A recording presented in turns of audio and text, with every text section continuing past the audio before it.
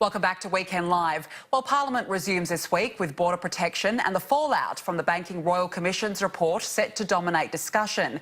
For more, I am joined by Federal Labor member for Fremantle, Josh Wilson. Josh, good to see you. Thanks for joining me today. Good morning. Nice to be with you. Thank you. So Immigration Minister David Coleman this morning told Sky News that the roughly 1,000 asylum seekers in offshore detention would come to Australia under the bill, which would put the transfer of offshore detention for medical reasons in the hands of doctors rather than the Immigration Minister. Would that be the case, as the government is saying, that our borders would be determined by a panel of medical experts? Well, what we're seeing is the government in its chaos and desperation reverting to type. You know, they are a government without a policy program. They're afraid of the Parliament, and they're going back to the one thing that they think will work for them, which is scaremongering and alarmism. Labor has been very clear about this. We want to see people who need urgent medical assistance and treatment get urgent medical assistance and treatment. Bill Shorten has spoken about finding a middle ground on this issue.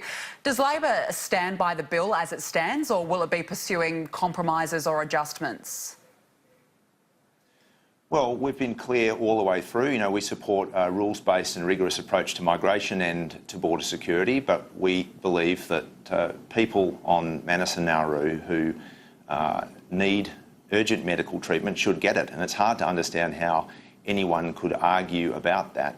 The bill that's passed the Senate and is before the House actually provides for that. It's not determined solely upon medical advice, but it takes its lead from medical advice, and that's the way it should be when it comes to people in desperate ill health, whether that's physically or mentally. But it retains, quite properly for the Minister, the discretion to make determinations in relation to security.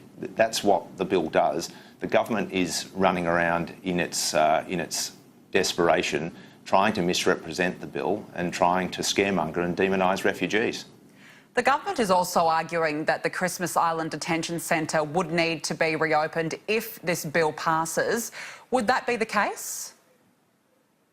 Well, it's just more of the same, and you've got to look at every aspect of what's going on at the moment. You know, we've seen the leaking of an ASIO classified document to the front page of the Australian newspaper that conveniently then acts as a kind of a prop in the hands of Peter Dutton as he goes around beating the drums of fear. Minister Coleman has misrepresented the effect of the bill. Christopher Pyne this morning was almost in a state of hysteria, misrepresenting the way that the bill would work. The bill would work to ensure that people who have been indefinitely detained for nearly 6 years, who are in urgent need of medical treatment, can get that treatment. That is what the Australian community would like to see. It's entirely consistent with our values. It's hard to see how anyone could argue against that. There are reports, though, that passing the asylum seeker medical transfer bill would cost at least $1.4 billion to the taxpayer. Where would a Labor government find that money? Well, I just don't accept the premise of that proposition. You know, that is part of this chorus of alarmist, fear-mongering hysteria from the government. I mean, don't forget that keeping people indefinitely in detention has cost Australia billions and billions of dollars. So I think all of these things together have to be seen as part of a concerted, desperate effort by a government that has got no more tricks in the bag.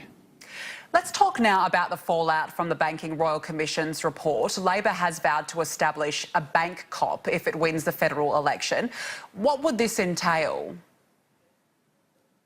Well, I think that the concept is a pretty simple one. As Bill Shorten has said, notwithstanding the fact that there's been chronic misconduct and illegality and actionable sort of malpractice within the banking and financial system, we have not seen any prosecutions of the banks, and Labor is committed to ensuring that there is proper resourcing for prosecutors to undertake those actions where they're merited, and the evidence of the Royal Commission shows that that's the sort of thing that should have happened in the past.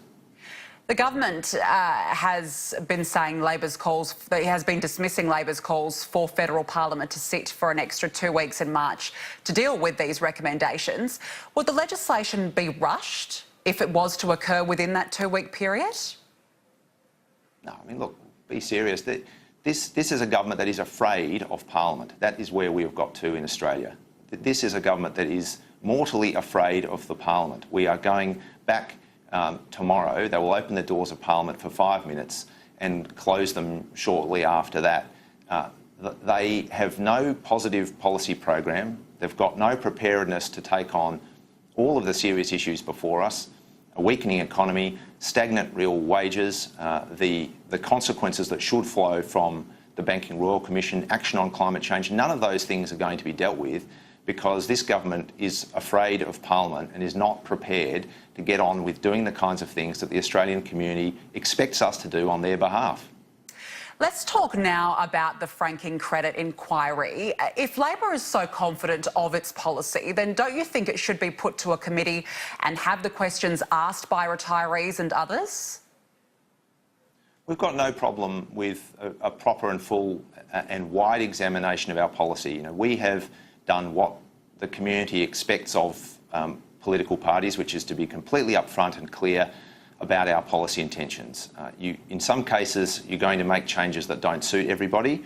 We've been prepared to explain that and have it properly examined. What has to be understood about this inquiry is that Tim Wilson, with the approval of Josh Frydenberg as the Treasurer, has turned a parliamentary committee into a Liberal Party circus, a campaigning circus that really brings the parliamentary inquiry system and committee system into disrepute. I mean, how can you have an inquiry into opposition policy, which itself is relatively unprecedented, presided over by the chair of the committee, who has created a partisan website that masquerades as the inquiry portal? He's done that in collusion with a business mate.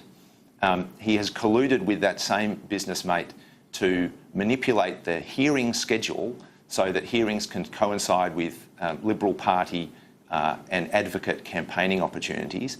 The website requires people who want to register for the hearing to sign a Liberal Party petition. The website enables submissions to be made to the inquiry which were pre-written by Tim Wilson, which will then constitute evidence that he has to consider as the chair of the inquiry. The website was paid for by Jeff Wilson and others. I mean, you put all of this together, it is ridiculous and it is wrong. There was, my understanding, one element where Tim Wilson did declare that. So is Labor making a fracas over this? The fact that Tim Wilson's register of interests was up to date is the one thing that he's got right. I mean, he declared his interest on his register of interests, that's correct. But that doesn't have anything to do with all of the other bits and pieces in this circus. I mean, parliamentary committees are important, inquiries are important. You cannot have a committee chair authorising a Liberal Party campaigning website in his role as chair, using the Commonwealth Coat of Arms, having it funded by a business friend who's one of the most prominent opponents of the policy, using the hearings now, the venues for the hearings, to hold Liberal Party fundraising events where invitations are sent out to Liberal Party supporters, putting Tim Wilson as the sort of the guest of honour of these Liberal Party fundraising events. It is the trashing of the parliamentary committee institution. It is ridiculous and it is wrong. The inquiry itself, though, is packed with a number of people asking a number of questions about this policy. Is it fair? Is the policy itself fair? The policy is equitable and fair, and it returns the policy setting to the way that it was initially set up. You know, it was set up to provide a tax offset in 1987. It was changed in the spending spree days of the Howard government to essentially provide a cash payment to people who paid no tax. It now comes at a cost of around $6 billion to the budget. That's more money than the Commonwealth contributes to the funding of public schools. That will rise to $8 billion before too much longer. It simply cannot be maintained. It's not sustainable. It's a difficult decision to make. We've done it very carefully. We've done it by ensuring that low-income retirees are not affected because nobody who's in receipt of a pension or a part pension will be affected. But it's the kind of thing that we need to do in order to undertake proper budget repair and to ensure that our tax system is fair and funds the things that we all benefit from in education and health and aged care and public transport and so on. Federal Labor member for Fremantle, Josh Wilson, thank you so much for joining me this afternoon. Thanks so much.